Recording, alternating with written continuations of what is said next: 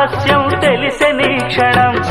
ప్రపంచం పరమ వికృతం ముసుగు తీసి చూస్తే అసత్యం సహజ సుందరం అనంతం దాని వైభవం అబద్ధం కరిగిపోయే నా బ్రతుకు సాగదంతే ప్రతిదీ పచ్చి బూటకం నిజం ఒక నిత్య నాటకం మనస్సొక పాడు కీటకం ఇదేరా అసలు కీలకం వ్యాపారం వ్యవహారం సంసారం శృంగారం